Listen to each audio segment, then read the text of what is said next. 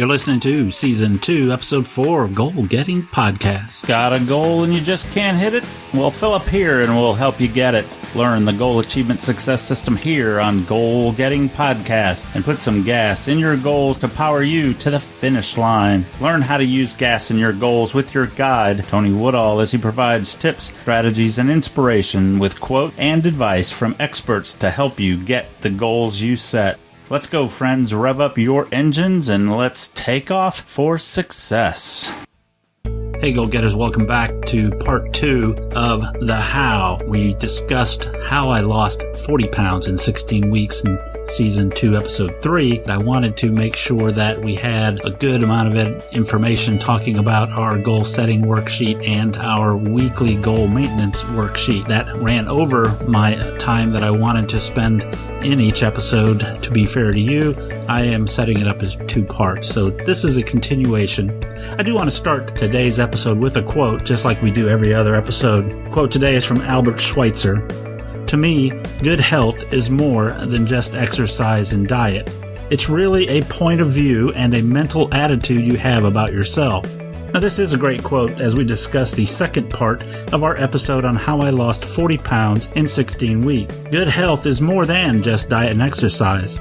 To really have good health, we should also be mentally healthy. As Albert Schweitzer says, good health is a point of view.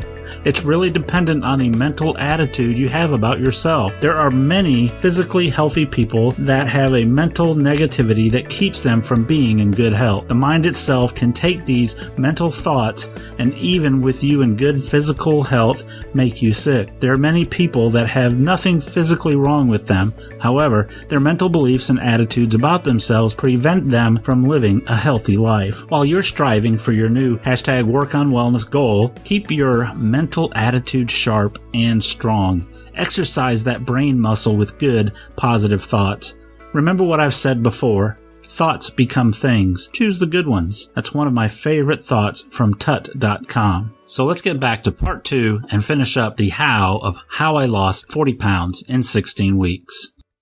To lose the weight I wanted to lose in the 16 weeks, I would have to burn 210,350 calories or 13,147 calories per week. That's 1,878 calories per day I would have to burn. So depending on your daily activity, you can naturally burn some calories. If your extent of movement in a given day is limited, you'll have to change that. You've got to make the change to get that out. You have to burn those calories and you have to figure out, what do I have to do to change my activities so that I can lose the weight I need to lose. So just to give you an idea, an hour on the elliptical at level 1 will burn close to calories, according to MyFitnessPal. And according to the Life Fitness elliptical machine that I spend a lot of time on, it's much less from my experience. I would estimate probably 600 calories per hour at that level.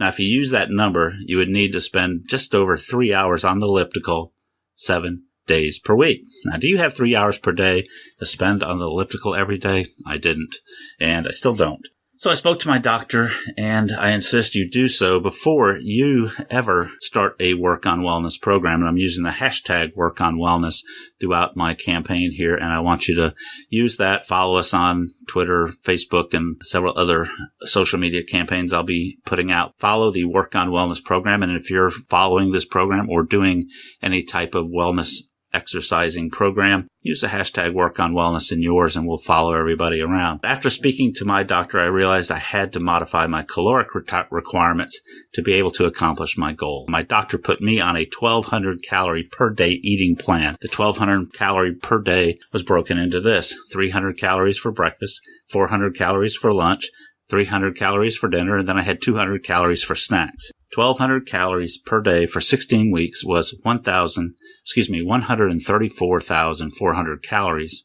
I'd have to burn 143,150 calories during that 16-week period. To make it simple, with a 1,200 calorie per day intake, I had to burn 1,250 calories per day. If I was burning about 600 calories per hour on the elliptical, I would need to spend 2 hours per day on the elliptical 7 days a week. This is what I would have to do in order to lose the weight I wanted to lose in the time frame I set, 40 pounds in 16 weeks. Well, let's get real. Can I really do that? What if I don't have time to spend 2 hours per day, 7 days a week to burn the calories?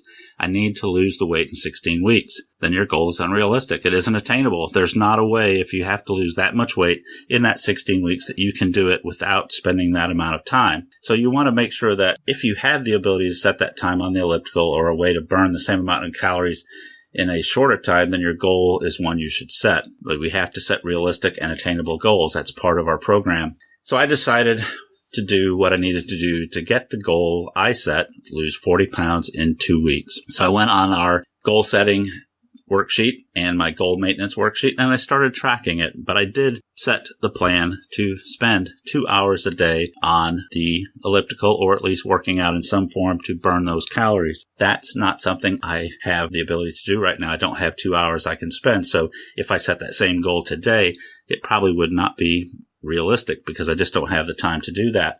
At the time I started this program and this competition, I had the time. I could take those 2 hours in the evening. I don't have that now. Get your goal setting worksheet, take it out, get your pen, pencil, preferably a pen, and let's look at the action steps we need to take to achieve my what. So I started writing down on the worksheet the how. I must eat a healthy 1,200 calories per day. I need to come as close as possible to this, and I needed to ensure that we eat enough calories to be healthy. When I said 1,200 calories, that's not a lot of calories. In most cases, it would not be recommended that you do that, especially somebody my age and a male. That's just very low. I was under doctor supervision. I would go to the doctor periodically during this time to make sure that I was doing okay. If you start this, please make sure you get the recommendations from your doctor to follow the program that you need to follow to make it your own personal program. This 1,200 calories that I was on, I had to make sure that it contained the correct amounts of protein, carbs, and other nutrients, and I wanted to limit the amount of carbohydrates as recommended by my doctor or nutritionist, and you need to do the same. That's a great thing with the MyFitnessPal app. It can track the carbs, the vitamins, minerals, fat, all these things that you need to track. It can do that in that application. Now, I also, number 2 was I must burn more than 1,250 calories per day. If you can burn more, that's better. How can you burn them isn't important. It just means you have to go and burn these calories. Number 3 was I will work out a minimum of 6 days per week. It can be at the gym, or I can burn the calories any other way. I could run outside. I could do CrossFit exercises. I could ride a bike. Whatever you need to do to burn the total calories required for your workouts, for your fun that you're going to be doing. You want to make sure that you do that. Number 4 on my action list was I will stretch each morning. Stretching will burn calories, but it's more important to improve your flexibility before you begin your exercises and during them. It's a good time also for you to do some meditation and visualization exercises during this time. And that's another part of our goal achievement success system, and the 9 steps to successful goal achievement is visualization, and we'll talk more about that later. But think about yourself being where you want to be when you're stretching, as you stretch and loosen up those muscles. Number 5 on my action steps was eat fruit or vegetables instead of sweets when hungry. Write down all of the main action steps you need to think about that will be required to achieve your goal, whatever it is. Now, remember, we're talking about a wellness goal here, my work on wellness. This is a program that works no matter what your goal is. So if you're following along and you don't have a wellness goal, if you're super fit, athletic, you can use this for other goals in that same realm, in that same category. But if you're working on another type of goal, you can do the same steps with these same tools and still accomplish those goals. So if you're following along, hopefully you're going to be setting a goal for yourself. Now that you have outlined the main action steps, take out your weekly goal measurement worksheet. This worksheet will be filled out every day. It includes the ability to track a week's worth of successful action steps. So if you look at your worksheet in the date range box, we're going to start entering the date for the starting and ending day of the week. Very simple. Under the major steps section, we enter the top 3 major action steps. For my goal to lose 40 pounds in 16 weeks, I had these major steps. Number 1, eat 1,200 healthy calories per day. Number 2, work out 6 days per week. Number 3, burn 1,250 calories per day. So go ahead and enter your top 3 major steps. Under the action steps column, we start to break down each of the specific action steps we need to do to accomplish this goal. For my goal to lose 40 pounds in 16 weeks, I entered these action steps. Eat a 300 calorie breakfast. Eat a 400 calorie lunch. Eat a 300-calorie dinner and eat 200 calories in snacks. Eat no sweets today. I wanted to make sure I got that in because that's an important part of my action steps. Go to the gym. Use the elliptical. Stretch. Visualize myself at my goal weight and perform body weight exercises. Now, I started not doing these immediately, but as I started getting into better shape, I added these particular options or these actions onto my plan because I needed to start doing some body weight exercises. So I wanted to do sit-ups. I wanted to do push-ups. I wanted to do burpees, things to start working on my muscle tone as I was losing the weight. So you can add those, and I would add each one separately and include the number of reps and the number of exercises that you're going to be doing. Keep track of all of that. If I'm going to be doing sit-ups, how many did I do? How many repetitions, etc. If I'm doing push-ups, burpees, same sort of thing. So I like to do body weight exercises.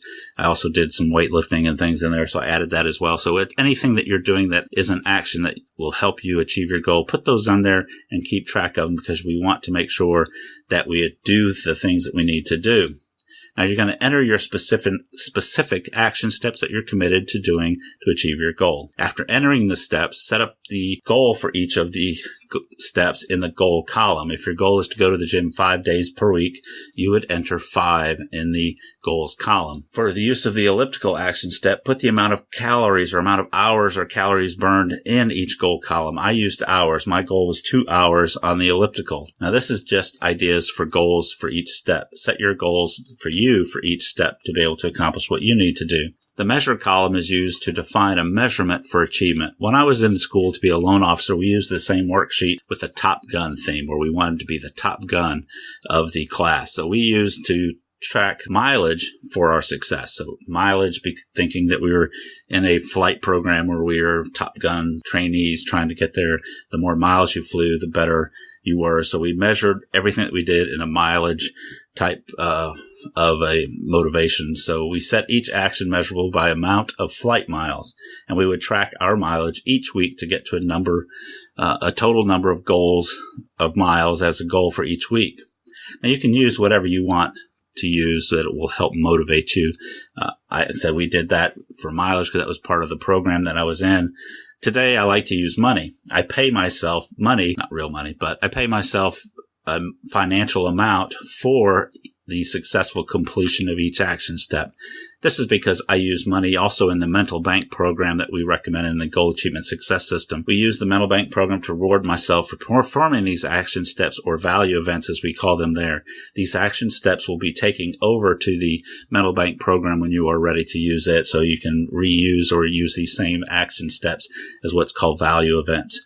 But this is a motivational tool to help you get your motivation and keep your motivation while we work on this goal. Why is that a motivational tool? Because we all like to reward or get rewards for things that we do. We are just wired that way. We like money. So to me, that is a good motivation. So I pay myself a financial amount of money every time I achieve an action step that I'm required to do for that goal that day. Now, there's a column for each day of the week. Now, you're going to want to enter the measure amount for each day that you are tracking. If I said I would do a step 5 times per week, then I would enter the amount into each day that I perform the action step. For example, if I had an action step to go to the gym and my measure was $500 for each completed action, I would enter $500 in each day column that I went to the gym. At the end of the week, you will total each row of the action step and enter that amount into the totals column. The minimum target column is used to set a minimum target value. If my target goal for going to the gym was 5 days per week and my measure value was $500 per action completed, the minimum target would be $2,500. This is the lowest amount I am working to earn each week for each action step. At the bottom of the weekly goal maintenance worksheet is the actual totals for day, week, row. You will be totaling down for each day of the week. Total your values for each day, for each action step, all the way across the week. Do this for each column, including the totals and minimum totals column. At the bottom of the sheet, you will sign and date each week's sheet. You will total the total measures on each sheet and enter it in the total measures space. Enter the week number. If it's week number 3, enter 3. The last thing to enter on the sheet each week is the average weekly measure. This will give you an idea of if you're meeting your goals that you're supposed to be hitting to get the goals you set. So you want to make sure that you do that just to give you an average, and you can track that. So this is how you set up and track your goals using the goal setting and weekly goal measurement worksheets. Now, did I win the competition? No, I didn't actually. I went to the gym right after work. I had a short walk. I spent 2 hours on the elliptical. I built up my endurance and levels as I went on. This allowed me to burn more calories as it got harder. I was burning over 1,450 calories on the elliptical each day after work. That's in addition to my regular calorie burn, which I worked hard to increase that by parking far away from where the train that I caught every day was. So I did more when I got off the train. I got off at the area where I had to walk further to the office than before. So I increased my distances that I had to walk each day, which helps to build that. I would also walk at lunchtime, take a half hour, maybe go walk around the city or something like that. That increases the amount of calories that I'm burning.